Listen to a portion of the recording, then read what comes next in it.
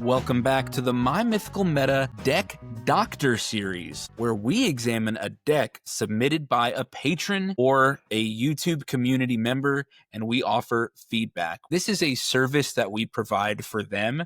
We will make a fully edited video where we offer deck feedback. My name is Travis, and I'm joined by my brother Benjamin. What is up? Hey, how's it going? It has been an awesome couple of hours working on this deck with you. And to come up with what we think is an awesome deck. Today's deck was submitted by our Metapod shoutout, Mad Alfie. Woo! Woo! Yeah. Mad Alfie, hey man, thank you so much for submitting for us a deck with Zaxara the Exemplary at the helm. Luckily for us, this commander has a presence in our meta. We have played with this commander before, and so Benjamin brought a lot of cool, neat tips and tricks into this deck. And Mad Alfie, I think you're really going to like some of the cards and interactions that we found for Zaxara the Exemplary. Listeners, you can join our Patreon, have your decks reviewed by going to patreon.com/mymythicalmeta. Our Deck Doctor service is also available for our YouTube members at the Full Hardness Metapod tier. Both the Full Hardness Metapod tier and our Patreon are $4 a month, and they get the same perks. The same perks no matter which service you decide to go with. So as we jump into this deck, if you want to follow along with our review and with our changes, the link to the deck is there in the show notes. My Mythical Meta has an Architect profile where you can see all of the decks that we've reviewed, as well as some decks that just come up in conversation. All of our deck profiles are there. We encourage you to check them out. As you're listening and following along with us today, the cards that we removed from the deck will be in a category called the sideboard. Those cards are not included in the deck, and neither is their price. So the cards that you see in sideboard are the cards that Mad Alfie had originally that we removed. The cards that we added will be in multiple categories, but their primary category is called New Added by MMM. A quick Architect tutorial is you can go to the top where it says Grouped by, and then where it says Categories Multiple. And you'll be able to see them divided amongst their purposes throughout the deck as well. So card draw cards, ramp cards, removal cards, etc. So if you're following along on Architect, switch it to categories multiple. That way you can see what all of these cards are doing and how we're organizing them. Benjamin, go ahead and tell us what some of Mad Alfie's requests were in our deck review. We discussed with the deck with them on Discord, and Mad Alfie's target bracket is 4. And their budget for upgrades was $150. They specifically said they wanted to maintain a Hydrid Kindred theme, focused on Hydras as the main theme of the deck. And we do think our upgrades accomplished this. Definitely the cards that we added outside of the mana base, we'll talk about that separately. The cards we added were well under budget. I do think that this deck could be even more of a 4 if we added more game changers. But we did, I think, instead make it where it is about as good as a Zaxara deck could be in bracket 4. It's highly tuned, but you could also make it a bracket 3 by removing some of the combo cards, because there are actually no game changers in this deck. When Mad Alfie brought us this deck, he said, I've got this infinite combo in there that makes it a 4. I'd like to stay in a 4. And that's what we tried to do. And it's always weird. I guess it's just how My Mythical Meta builds, but we don't really lean on game changers that much. Yeah. The same thing happens in our own deck building as we build just to play with each other. Mm-hmm. And the same thing happens when we get deck requests, is we come up with what we think is a deck that is really pushing the edge. It's really pushing the limits. So always know, Mad Alfie and any listeners out there, you could really push this deck to the next level by adding the free counter spells in there to protect your board, like adding Ancient Tomb. Yes. You know, this is a deck that wants to ramp and cast X spells. Ancient Tomb is certainly going to make that easier if you wanted to. If your playgroup is proxy friendly, you know, you could add tutors to search out the combo pieces if you wanted. What we did instead is we added a ton more card draw. Yes. There's a lot of deck velocity that we added to this deck, and basically our justification for it being a 4 is if you draw the combo cards, you'll win. Yeah, you could easily go off and win the game on turn 4. I don't think that's impossible at all, even without playing your commander. We actually kind of leaned into the potential for infinite combo early, so we purposely didn't add tutors because I think that starts getting you into bracket 5 where you consistently combo off on turn 4 or 5 or earlier. And we said no, instead we want that to be something that if the game goes long, you can stumble into, and then every once in a while you'll do it early, but it's not designed to do it early. And I think that's Absolutely. where you kind of go from bracket 4 to bracket 5 there. Yeah, awesome. So let's read out Zaxara. Zaxara the Exemplary is Sultai. 1 black, green, blue for a 2/3 legendary Nightmare Hydra. This guy's got Death Touch. It says tap, add 2 mana of any one color. Perfect. You can play this guy turn 4.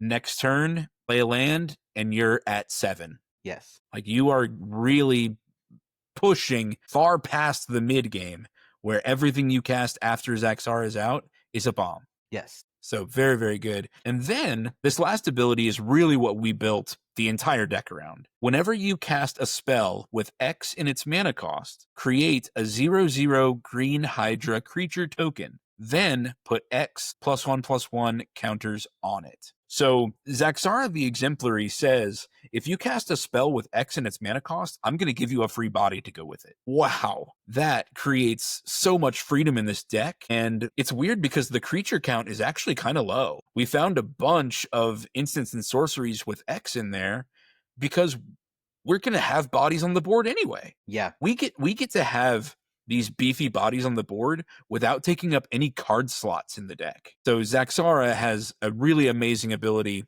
that we built around. Some things that we liked of this deck already, the finisher category was beautiful. No notes. It goes off exactly like we want it to, and we're going to get to those cards in a little bit. And secondly, the combos.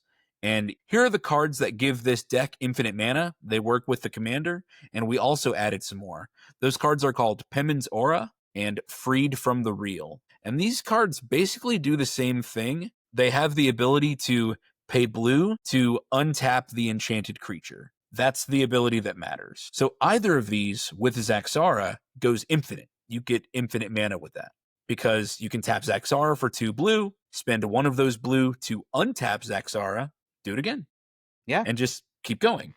And you can turn that into any other color you need by getting infinite blue mana and then using that then to filtering untap it back and out. filtering it to whatever you needed. So Exactly. yeah. Yeah. We liked that combo so much, we added more combo pieces that Pemin's Aura and Freed from the Real will work with. We added several more creatures that will tap for 2 or more mana so that they can generate infinite mana with those cards also. So it's not purely these cards with your commander, it's these cards with anything else also. Benjamin, give us an upfront disclaimer about how we changed the mana base in this deck. So we kept the land count roughly the same. Mad Alfie had 38. Our finished product has 37. But basically we took what appeared to be a bracket 2 mana base with a lot of lands that entered the battlefield tapped and replaced that with a much cleaner bracket 4 mana base, fetch lands, shock lands, the battle bond lands. Just instead of roughly half the mana base coming in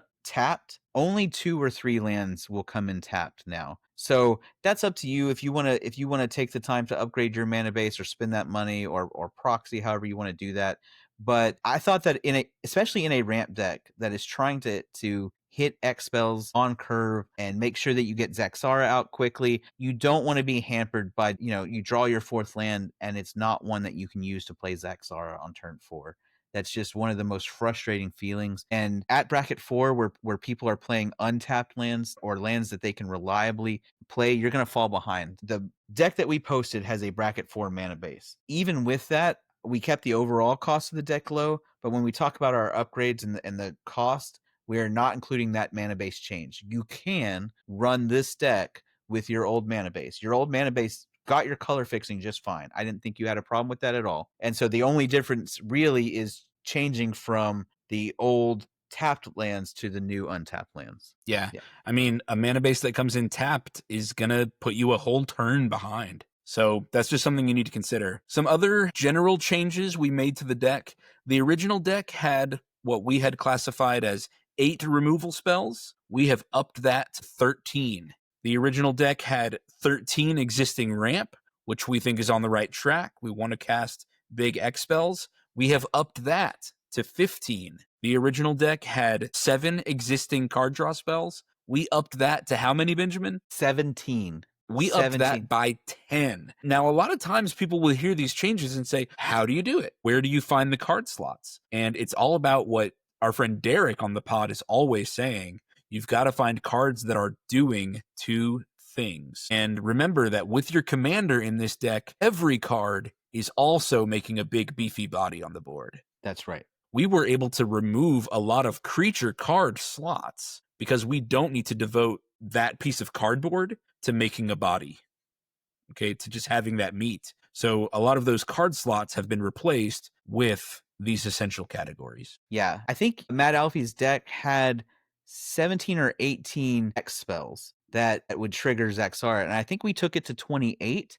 So even though some of those we've replaced creatures with sorceries or instants, those instants and sorceries, those 10 extras, are basically creatures when your commander's on the board. So we didn't actually lower the creature count as much as it will feel like as we go through this. Absolutely. There were a couple themes that we removed. The original deck had a very light mill sub-theme. We've eliminated that. That's not how you're going to win with this deck. You've got big beefy hydras. That's what we're going to lean into.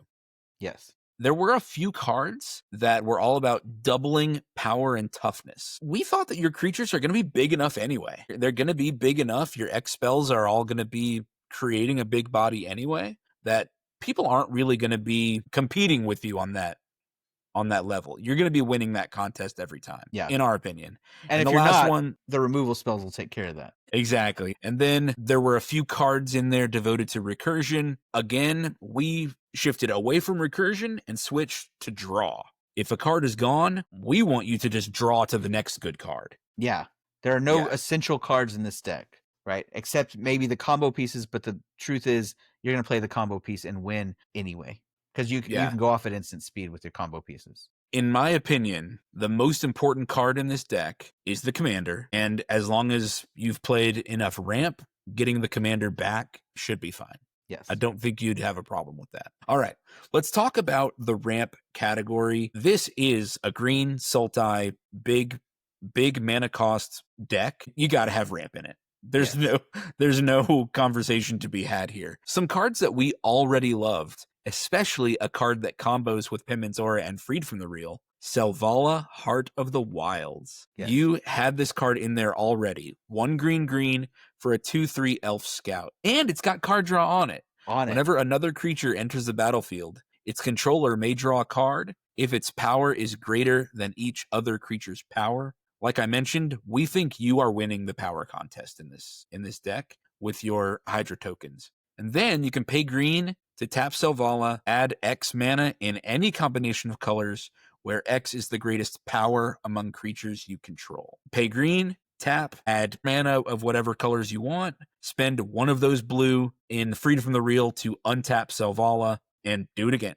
Yep. And you're good to go. Yeah. Benjamin, what other card was already included? Unbound Flourishing is the perfect card for a Zaxara deck. It's beautiful. The reason it's in ramp, you had it in ramp, we agree, is because it makes all of your X spells do double duty. If you're playing a permanent spell, it makes that X double. So it really saves you mana. And if you're doing it one of your instants and sorceries, it copies that spell. Meaning you only have to have X be equal to 1 or 2 to instead get 2 or 4. So it makes your mana go way further. As long as you can get into the X, your X goes further.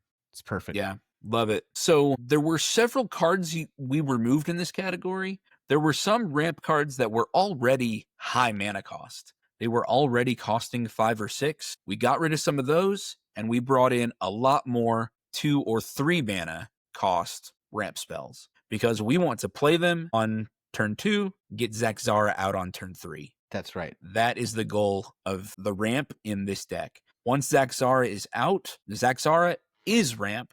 we don't necessarily need to continue ramping.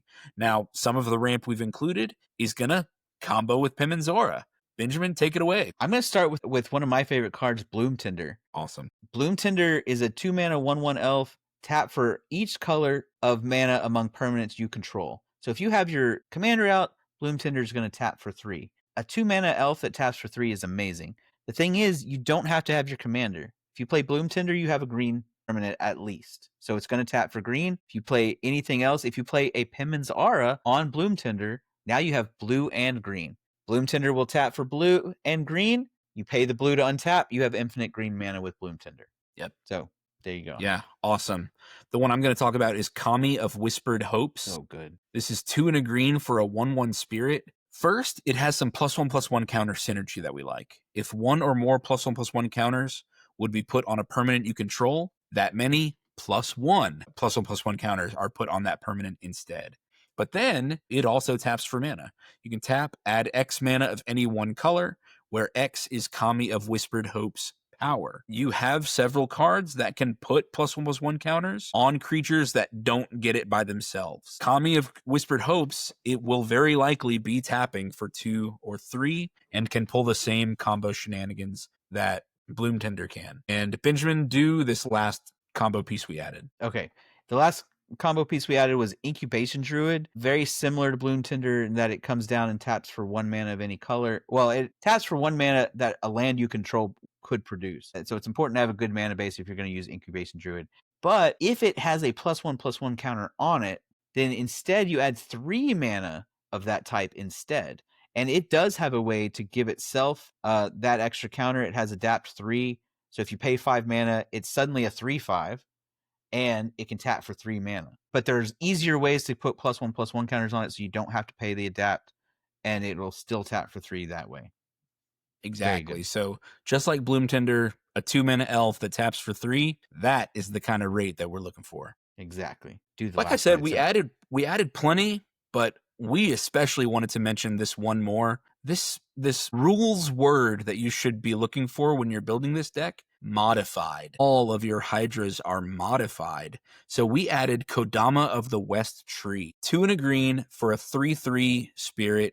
It's got reach. Modified creatures you control have trample. So now every single hydra, any creature that gets a +1/+1 counter on it in this deck will now have trample. But it has this amazing ramp ability. Whenever a modified creature you control deals combat damage to a player, search your library for a basic land card, put it on the battlefield tapped, then shuffle. So now every single hydra, if it gets in, also gets to search you up a land. This is nuts. I really hope that we can get like some battle reports in the Discord, and I want to hear how much work Kodama of the West Tree does. Yeah, really good addition, I think. We found some great gems when we searched up anything with modified creatures, and there will be another one later in the deck tech too. Okay, let's get to our removal category. Here's a card we already loved that you had here: Repulsive Mutation. It costs X green and blue for an instant. Put X +1/+1 counters on target creature you control, then counter up to 1 target spell unless its controller pays mana equal to the greatest power among creatures you control. It does not have to be the power of the creature that you give a little bonus +1/+1 counter to with this spell. You can still have a bigger creature out there, but you just get to make a bonus Hydra and counter a spell. This is just a good card because it's a body and a counter spell at the same time. That's just good. We like it. X can be 0 and you still counter the spell. So it's a 2-mana counter spell. As long as you have a creature on the board, if you've got Zaxara out and you pay X equals 0, you'll get the token and it'll die because your X was 0. But it'll still counter the spell unless they pay 2 for Zaxara's power. Yeah. That's great. So with what we predict in this deck, it's likely that you'll probably have some 7s or 8s lying around. This is going to be a hard counter spell, basically. Yeah, for 2 mana. For 2 mana. Yeah. Now, we added, oh my god, it was so much fun finding some extra removal that we added to your deck. Benjamin, can you do this first one? It's absolute Nutter Butters. So good. All right. So the first one we're gonna talk about is Rampaging Yogwai. It's from Fallout. It's an X green for a 2/2 bear mutant with vigilance and trample. So it's good on offense and defense. Enters the battlefield with X +1/+1 counters on it. When it enters the battlefield, you destroy any number of target artifacts or enchantments with total mana value X or less. So the bigger X is, the more you start picking out. You just start blasting, right? Yeah. For X equals 1, you Eliminate pick off a Soul Ring. all of your opponent's mana rocks. Yeah. Just So you're every single one of them. A huge beater, and you set back everybody's board. And late game, this is taking down their defenses, it's taking down their propagandas and their combo pieces, all that stuff. But early on, if you do it for X equals 3, you might pick off an Arcane Signet and a Soul Ring. You're ahead. Yeah, absolutely. Really good. Here's one that I found that I'm really excited, and I hope it does work. It's called Retribution of the Ancients. It's an enchantment for 1 black. It comes down very cheap. Its ability is you can pay black, remove X +1/+1 counters from among creatures you control. Target creature gets -X/-X until end of turn. Your opponents have indestructible creatures. It simply does not matter, because you can take away some counters from your entire board and just melt another creature by giving it -X/-X for the low cost of 1 black to play, 1 black to activate. Yeah. This is repeatable. Good. You can do it as many times as you want. If they've got tokens on the board, let's say they have an army of 1/1s, you just play a black and remove a counter and do that however much black mana you have and pick off a whole board of tokens for the cost of 1 of your tokens. Yeah. Yeah, because each token you get is going to be a 6, 7, 8 +1/+1 counters on it. Yeah. So you just use that as your currency. Use that as your bank for removing pesky creatures. I think that's going to be really cool. And Benjamin, do this last one. This last one is so versatile. It's Profane Command. So it's X black, and you choose 2. First one, target player loses X life. So you got opponent who's low, you don't even have to think about it anymore. Player removal, right? Or return target creature card with mana value X or less from your graveyard to the battlefield. So we do have a tiny bit of recursion. You obviously can't return one of your X cost Hydras, but there are other things you can return a Selvala or whatever. Or target creature gets -X/-X until end of turn. So pick off a problematic creature. Or this is one of my favorite ones. Up to X target creatures gain fear until end of turn. Fear means they can't be blocked except by artifact creatures or black creatures. So you got your green-blue player or your white tokens.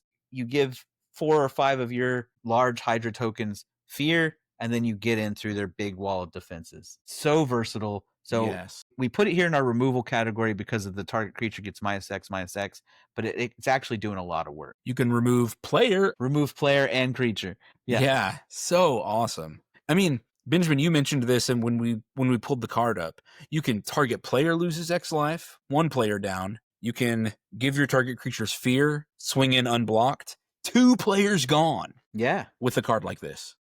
Very, very cool.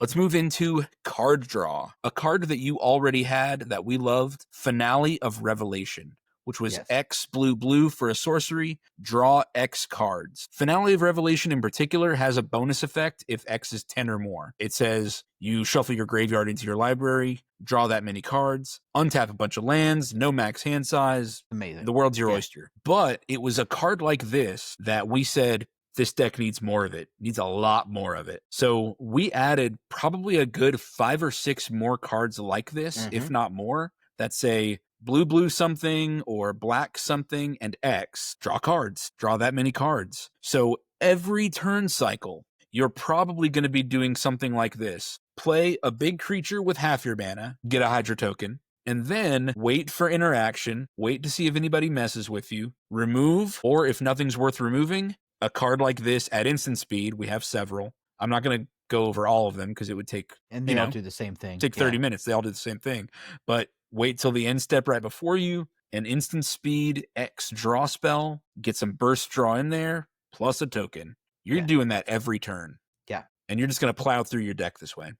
Benjamin, what's something else we saw that we thought beautiful? We really, really loved Open into Wonder. Yeah. Which is X blue. X target creatures can't be blocked this turn. It's kind of like the fear thing we talked about earlier. This could be a finisher. You're having big Hydras out. You could just say, my Hydras are unblockable. I'm getting in. But it has an added effect that says, until end of turn, those creatures gain, whenever this creature deals combat damage to a player, draw a card. So you could take out a player and refill your hand and get a Hydra token. It's really good, but this can be used early if your tokens are small and you're not taking out a player. It still draws you a bunch of cards. Yeah, we thought this because we were looking for these pay X, draw X cards. And then it was like, wait a second, Open into Wonder is pay X, draw X cards, deal damage with that many creatures too. Yeah. That is really nice, and we like that a lot. This is still a Hydra deck. Hydroid Krasis is a beautiful big beater that we love to see in a deck like this. X green blue for a 0/0 jellyfish Hydra beast.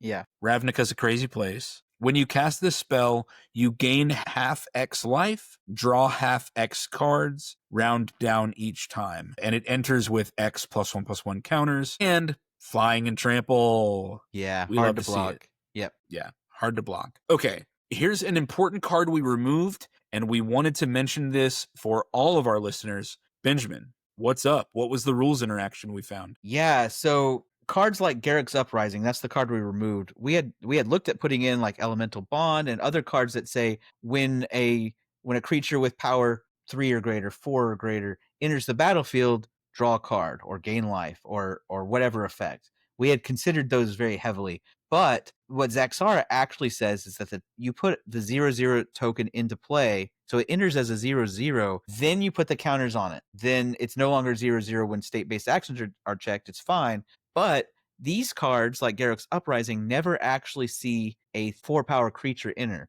They see a 0-power creature enter and then counters put on it. And so they will not trigger. Exactly. That means they never trigger in the first place, so they don't get to check it again. That's right. Yeah. And so we did take that out. We had several in there before we were like, let's check this and make sure. So Garruk's Uprising will not work. We did take that one out. Yeah. And we did add some beauties. I hope that you're excited for some of the card draw we added. Like I said, several instants, just some burst drawing for X. But Benjamin, walk us through this first brand new card from Edge of Eternities. Yeah, you picked a good time to have us do this deck, Doctor, because Edge of Eternities just released Terra Symbiosis. It's 2 and a green for an enchantment that says whenever you put 1 or more +1/+1 counters on a creature you control, you may draw that many cards. Do this only once each turn. Now, so you play your X spell. Doesn't matter what X spell it is. You get a token and put, if X was 5, you're going to put 5 counters. You're going to draw 5 cards. If you do it at instant speed, you can do it again. So you can actually do it on other people's turn if you're playing your instance. This card is insane. Every X spell is draw X cards. In addition to whatever was printed on the card. Whatever's printed on it. If a card like a Finale of Revelation is going to draw you 2 X cards. Bonkers. Yes. And what's so funny is the people in their labs with their beakers and their goggles were like, they should only be able to do this once per turn. Right. But they did not have their time machine open checking with Zaxara the Exemplary. Yeah, that's right. This is awesome. Here is a little find from original Throne of Eldraine. Thunderous Snapper costs 4 Simic. 4 mana in any combination of blue and green. Thunderous Snapper is a 4/4 Turtle Hydra. Whenever you cast a spell with converted mana cost 5 or greater, draw a card. We think that everything you cast with X in it will cost 5 or greater. Yes. That is our rationale for including this card. It's a Hydra. All your stuff can cost 5 or more. So basically every single one of your spells is going to be drawing you a card. And it is a cast trigger. You will draw the card whether or not it resolves. You'll draw it before it resolves. Yeah. It's great. Very nice. Yeah. And we love that it is a Hydra because it's going to trigger this next card. Benjamin, go ahead. Kindred Discoveries. 3 blue, so 5 mana for an enchantment. As it enters the battlefield, you choose a creature type. Hydra. Yeah, you choose Hydra here. Whenever a creature you control of the chosen type enters the battlefield or attacks, draw a card. Remember that every X spell and cards like Thunderous Snapper and Zaxara the Exemplary are Hydras. They trigger, each one of them is going to draw you a card when they enter. And then every turn you're attacking with at least a few Hydras, they're drawing you more cards. You're not going to be able to hold all the cards. There's always the gut reaction that says 5 in the mana costs, 5 mana value. Is it worth it? Yes, it's worth it. Yes, every it's time. Worth it. Yes. If you're doing a Kindred deck, yeah. Between the Hydras in this deck and the X spells in this deck that make Hydras, you're at about 40 of your cards, or at least more than 30. And so this is triggering on each one of those cards, and when they attack, this is drawing you a bunch of cards. Yeah, you're going to draw plenty. Yeah. All right, Mad Alfie. We noticed that there was a category completely missing from your deck, protection, protecting your board. So we didn't go overboard here, but we did find a few cards that are dedicated to protecting your board. Benjamin, do this first one. I really like Kerbis Harvest Celebrant. It's a X green Really for cool card. I'd never seen it before. Yeah, X green for a Tree Folk. It's a 0/0, but it enters the battlefield with a number of +1/+1 counters on it equal to the amount of mana spent to count it. So those 2 greens actually count towards the counters it gets. And then remove a +1/+1 counter from Kerbis. Prevent all damage that would be dealt this turn to another target creature with a +1/+1 counter on it. Most of your creatures will have +1/+1 counters. This can protect your creatures from Blasphemous Act. You just remove the counters from this, give it all your other stuff. It can make your whole board easy chump. You chump block things. They can't get through because they can't kill your creatures. Really good. Something I just noticed about that first ability, this is a legendary creature, so it would be relevant if this was commander. You can cast it for X0. Yes. And it will still come in with 2 counters. So it could still protect 2 things. Yes. Even without putting any mana into X. Very cool. Here's a card I found. Yet another card from Fallout. Mutational Advantage. 1 green, blue for an instant. Permanents you control with counters on them gain hexproof and indestructible until end of turn. We love a heroic intervention, but this one costs 1 more. What else do we get for that 1 extra mana?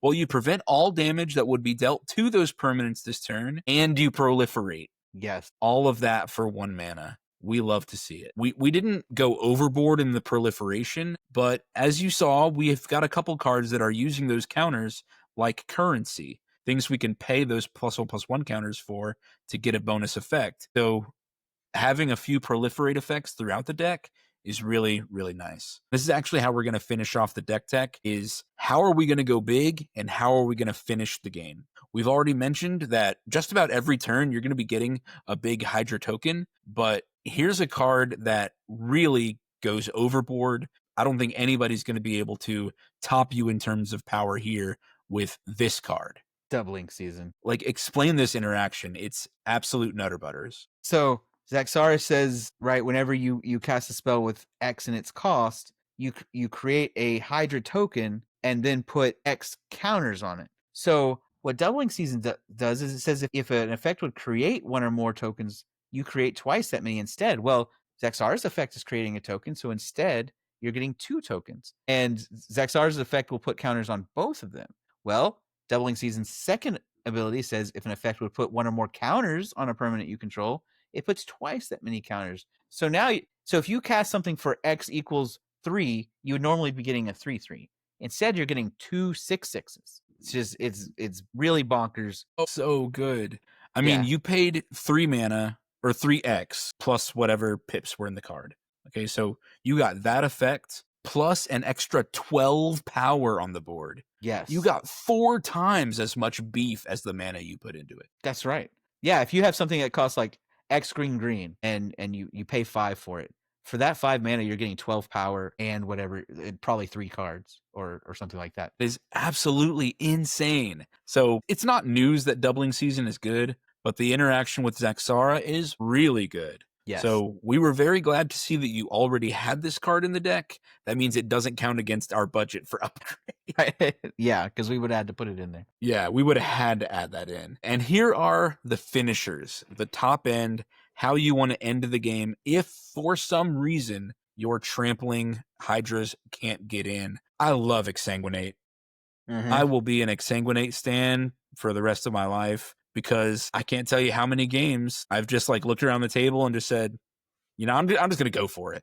I'm just going to tap out and see what happens. So Exsanguinate is X black. Each opponent loses X life. You gain life equal to the life lost this way. It's late in the game. I've got the mana. Tap out and go for it. Let's try. And with Zaxara, you're at least going to get an 8/8. Right.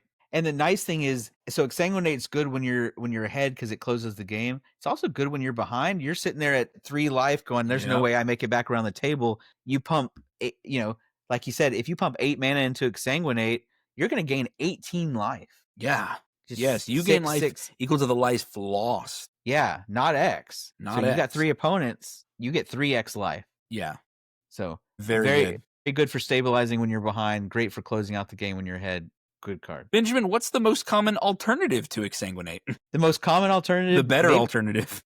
The better alternative, at least if you're trying to close out the game, is Yeah. Torment of Hailfire. Yeah. X black for sorcery. It says repeat the following process X times. Each opponent loses 3 life unless that player sacrifices a non-land permanent or discards a card. The only thing that Torment of Hailfire doesn't work against is those pesky token decks. At that point, I'd rather have Exsanguinate, but that's otherwise Torment of Hailfire is very effective at saying you had the mana translates to you win the game. Yeah. Every time Torment of Hailfire has been played against me, I'm almost always paying life until I can't and then discarding cards. That's just how I've seen so many people respond to Torment, is playing life until they can't, and then that's when they start sacrificing or discarding. But you've gotten everybody down to 2 life. Yeah.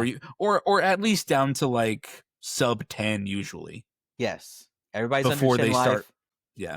They're down cards. They're down permanents. Yeah. Yeah. Last card. We couldn't cut it. This is a Sultai staple, Villainous Wealth, and it's an X spell. We love to get that free body on top of this awesome effect. X, black, green, blue. Target opponent exiles the top X cards of their library. You may cast any number of spells with mana value X or less from among them without paying their mana costs. Let the chaos ensue, steal somebody's deck from them, and finish the game off in that way.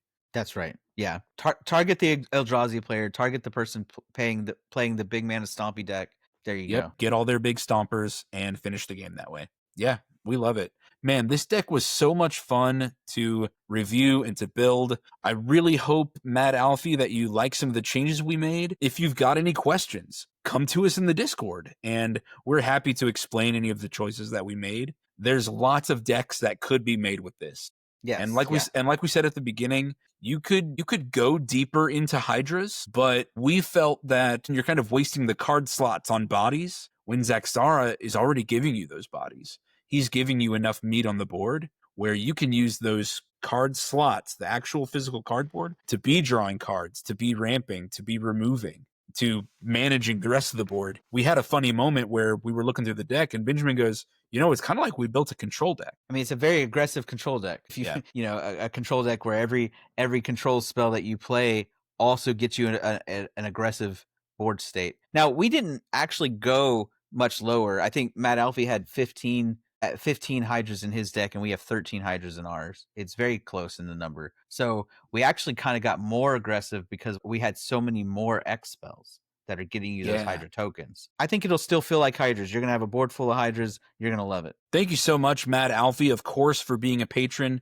Benjamin, thank you for working on this deck with me. Listeners, our Patreon and our Discord is still at a young stage where we're excited to see how it evolves. We have got a community brew coming up on September 22nd, where we are going to brew a deck together and then make an episode about that. So get into one of our communities, our Patreon or our YouTube, if you want to be involved in that community brew. We're going to pick a Spider-Man legend and brew something together and make a full episode for it. That's going to be fun. So if you want to shape how our community grows, you have that opportunity by joining our Patreon early.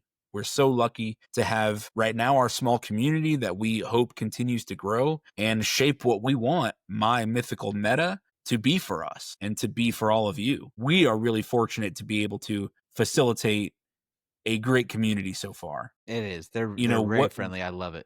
Yeah, it's been so friendly so far. People are saying, what if we had a channel for this? What if we had a channel for this? What if we did this kind of event? It's awesome because as the creators, we can start really building the community that our community once. It's really exciting. One last plug, we are still beginning our journey on Spotify.